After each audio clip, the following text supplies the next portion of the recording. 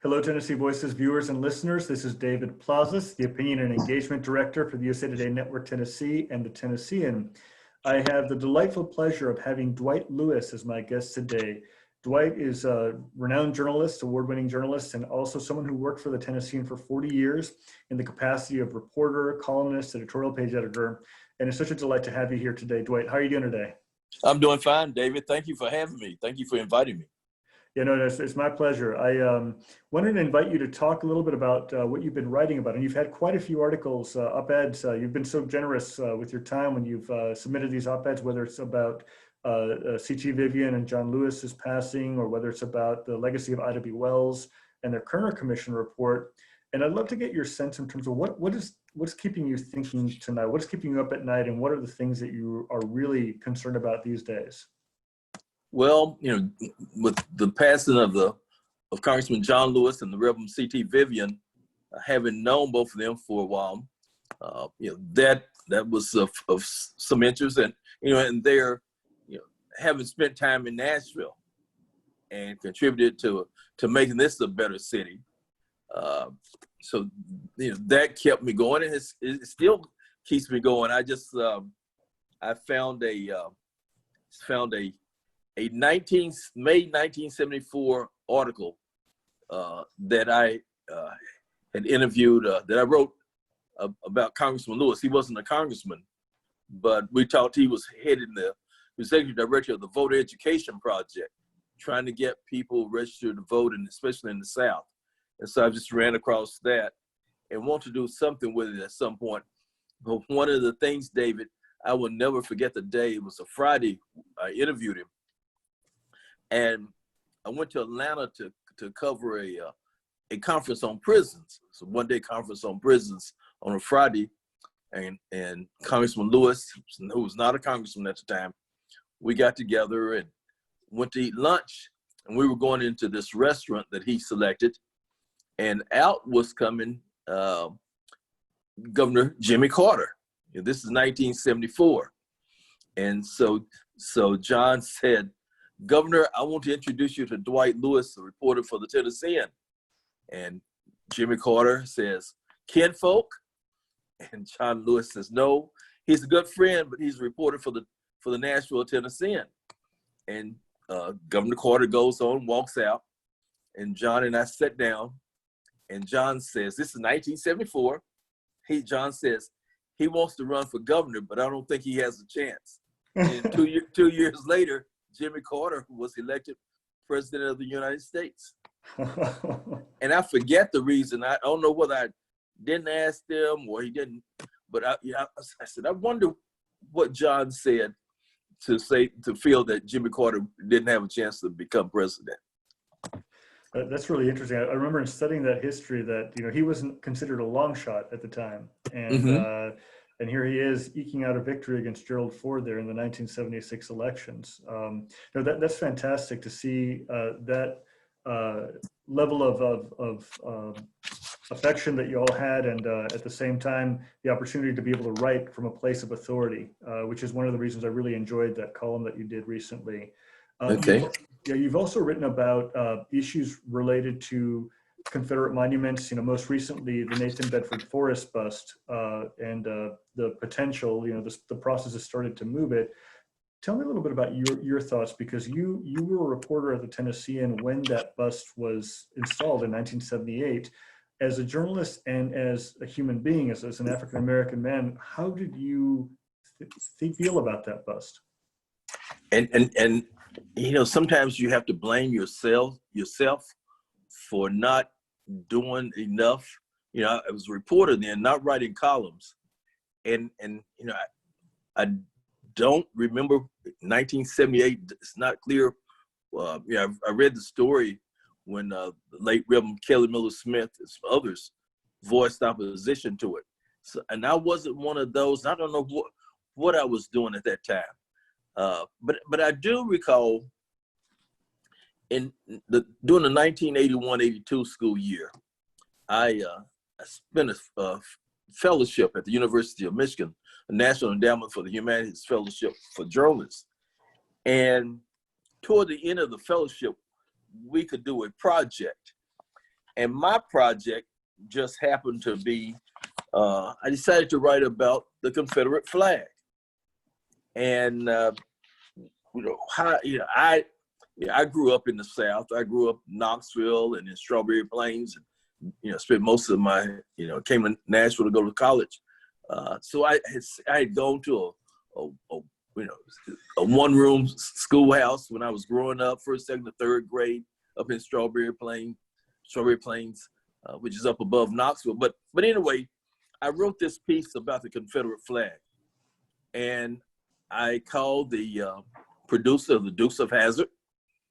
I called the woman who, I can't think of her name, the woman who was the first Black person to attend the University of Georgia, and called a fellow who taught in the Detroit area, just to get their thoughts about the Confederate flag.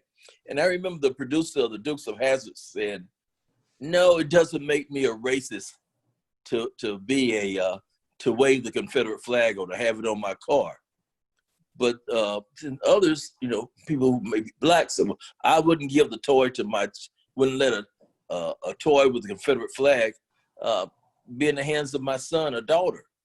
And so that has always been, when I got back to Nashville, the story ran in the Tennessean, and I still have it.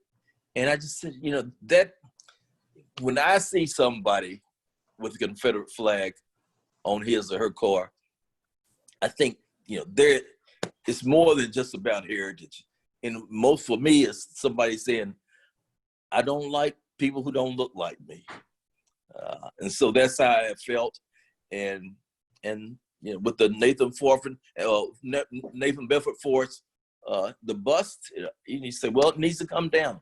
It's not representative it shouldn't be representative of the state of Tennessee. Or Montgomery. I remember 1989, November of 89, they dedicated the Civil Rights Memorial in Montgomery, right below the Capitol. Right below the Capitol. Morris Deeds oversaw right below the Capitol. And the memorial is dedicated to 40 people who had been killed from, say, 1950s up to the 1980s.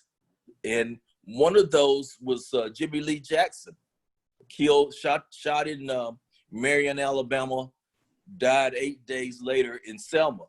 And John Lewis says that's one of the things that made him determined for the Selma to Montgomery march to secede. But just think, last week, here the Capitol in the rotunda there, John Lewis's body lay, and right below that is where the Civil Rights Memorial is. But on top of that Capitol at that time in 1989, the Confederate flag flew over it. And I remember John Sigenthaler was there that Sunday of the dedication, former publisher and editor of the Tennessean. He pointed it out to me, made sure I saw it. Look at the Capitol. Look at the Confederate flag flying over the Capitol, state Capitol. It's been since taken down, but that, and you tell me that what Alabama stood for a long period of time, George Wallace stood in the door to keep a Black student from entering the University of Alabama. So that's what the flag, when I see the Confederate flag, and I can't forget the colored only signs or the white only signs. So you tell me, say, well, just some people say, well, I'm just proud of my heritage. That's why I have it. But I have to commend NASCAR for the moves, that it has made. Even the state of Mississippi, has taken the Confederate flag down now. It's a fascinating time to live through right now. We have in late May, George Floyd was murdered by a police officer who stood on his neck for 8 minutes and 46 seconds. And you have this groundswell of activism. And for you as an observer and someone who has seen things around for a long time, have you ever seen anything like this? And what do you hope this will bring in the future? I hope it will unify us more. I hope it will bring unity. And the number of people, we see people all different backgrounds going out marching and protesting. And for the period of time that it's lasted, there were the riots of the 60s, late 67, 68, and a lot of destruction there. But these riots, not these protests, not riots, but protests.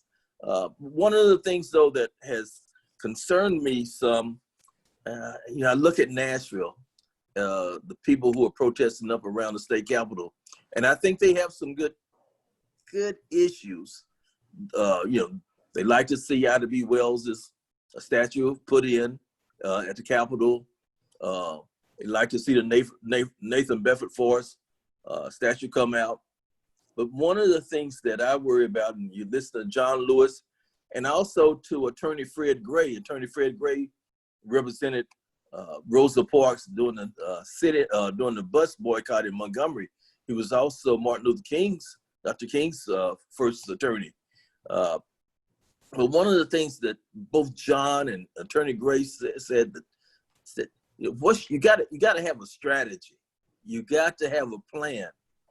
And I wonder whether the people protesting up around the state capitol really have a strategy, really have a plan, and see where the state legislature is about to go back into session, and I think wants to change the law from where some of the things that the protesters are arrested for now will not be misdemeanors but felonies. They want to send you to prison. They tried to do that with some of the sit-in people back here in Nashville in '64. Vincent Horsley and John Lewis and two others went into the YMCA downtown, which was white only at the time, that particular one.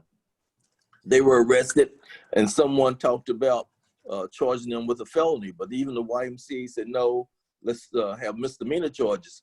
So I just hope that these people who are protesting today, and I don't have anything against the protests, but I think you have to have a strategy, you got to have a plan, and know why you're there and what you're doing.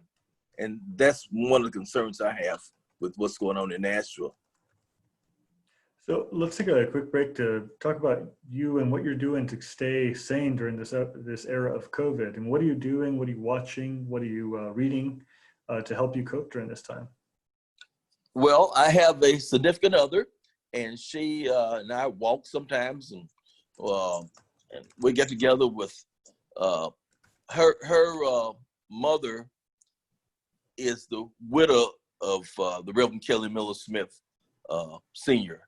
And so we spend some time with her. She's 90 years old, and her brother, my friend Val, my significant other's, her brother is the Reverend Kelly Miller Smith Jr., and he's pastor of our church, First Baptist Church, Capitol Hill.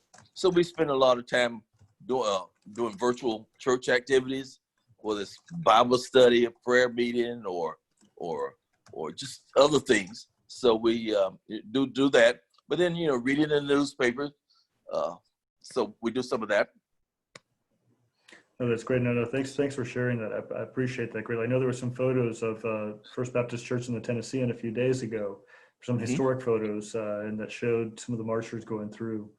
I wanted to ask you about your reflections on the Kerner Commission report. This was the report that was out in 1968. It's now 52 years since that time. It identified this great chasm between Black and white society, as it put it.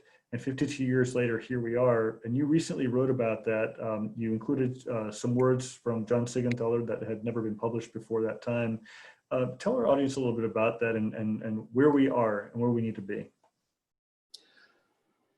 In 1967, there were riots across the United States. One here in Nashville, Stokely Carmichael, had spoken at Vanderbilt's Impact Symposium. Later that night, it was a Saturday afternoon. That night, a riot was started here, lasted for a few days. But Washington, D.C., riots out in the Oakland area, Detroit. But one of the things and President Johnson, Lyndon Johnson, appointed Otto Kerner to head this commission to find out what happened. Why did the riots occur? What do we do to keep them from occurring again. And the Kerner, it was the National Commission on Civil Disorders was the official name, but became known as the Kerner Commission. And it came, the Kerner Commission report says that, we're developing two societies, one black, one white. And it listed things that the police should do. And one of the things is President Johnson, who caused it? What role did the media play? And it was determined that the media didn't help cause the riots, but it's just said that things had to change, that media organizations need to hire people that just who weren't white, but hire other people, and not in just token positions, not just hire one people, and talked about different issues.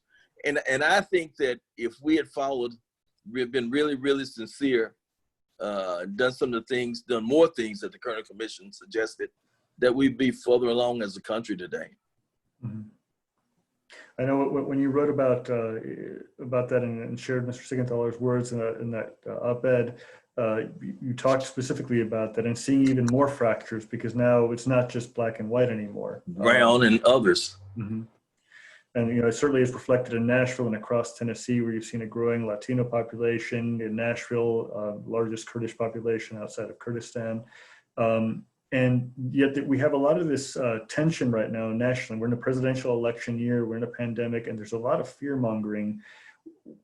Could you talk a little bit about, is this something new to Tennessee, or is this something that's just politics as usual? A lot of it's politics as usual. But I think, you have to have somebody at the top. Just like, say, the newspaper. If your editor is not pushing for diversity, or not trying the top editor is not trying, the publisher is not hiring people who can't have everybody looking alike. And you just can't cover one area of town. You just can't cover Belle Meade. You got to cover all parts of Nashville, all parts of Middle Tennessee. You got to have people on your staff who look different than you. But I take it to the top, to the President of the United States. If the president is not, we're in tough times, and you can't be poking fun. You want to keep people out of the country. You don't want everybody to vote. You should be, all of us, especially the president, should be wanting to make sure that everybody gets a chance to vote, that you shouldn't be working to suppress the vote. And so it starts at the top. And if the top person doesn't try to make things better for the whole country, the city, the country, the state, we're not going anywhere. We're going to keep fighting, and you'll have, unfortunately, you'll have people who are trying to keep people back. I heard the late Julian Bond.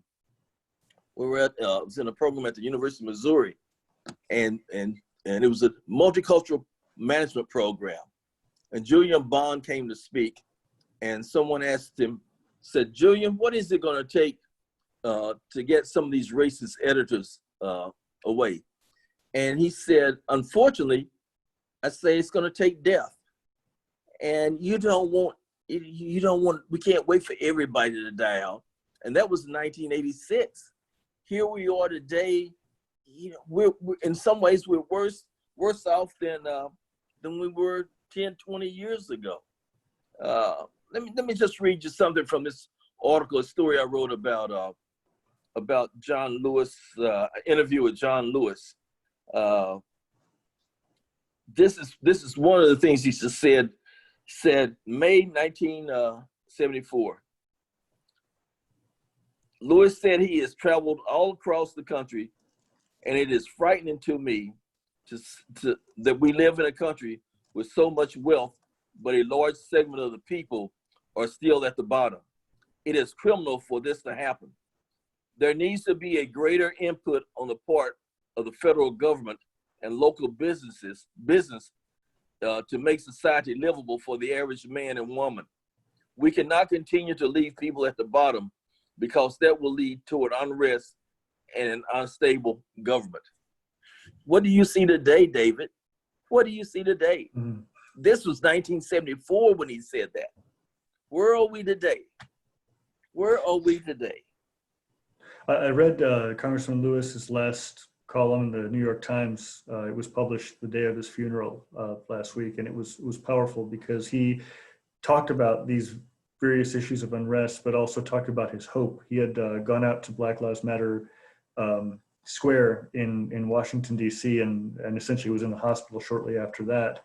And it was a real, I hope, a wake-up call for many people, and even the speeches at the funeral. I watched former President Obama's speech about voting, and you've touched on this numerous times because we have this conversation in Tennessee about having very low voter turnout historically, being at or near the bottom.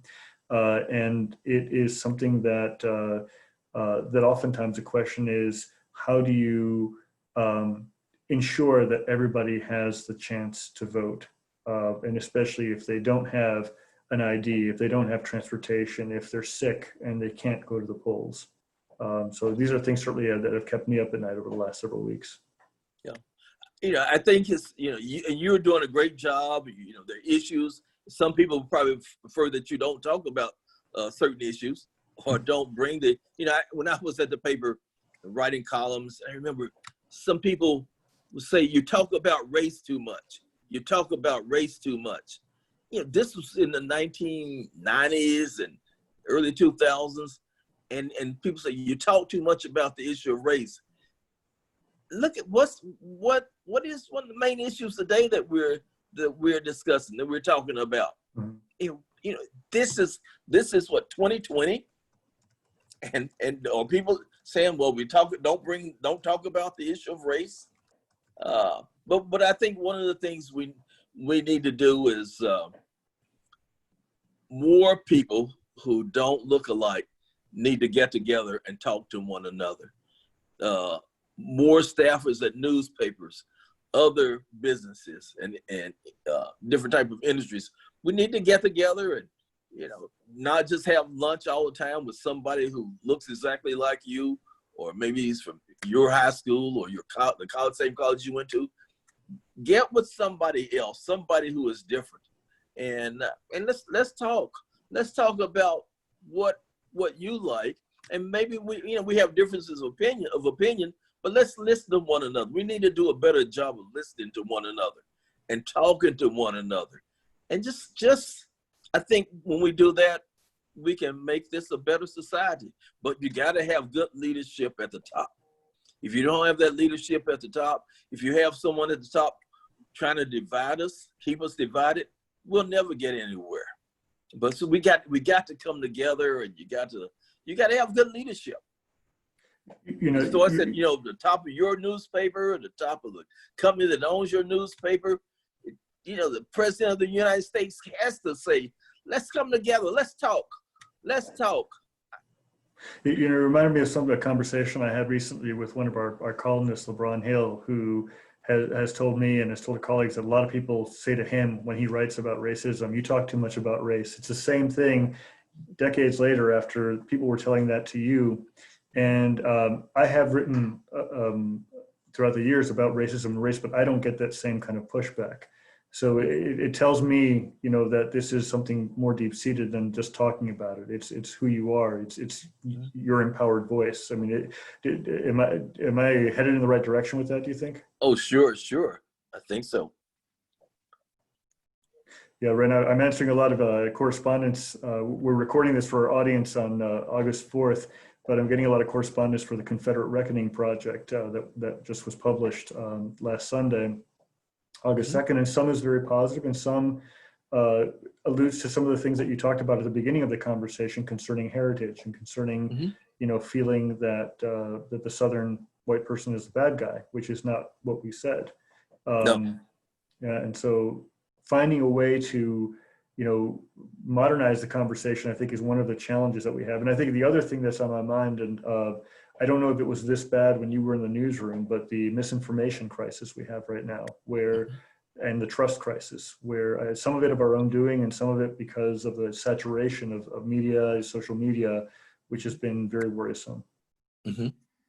Yeah, you know, we were just talking, and I remember, and you've heard Perry Wallace, who played first black basketball player in the SEC. I just think back to the 60s when in the early 70s, he lived in Washington, but came back home for Vanderbilt's homecoming. Tennessee State University's homecoming was the same weekend.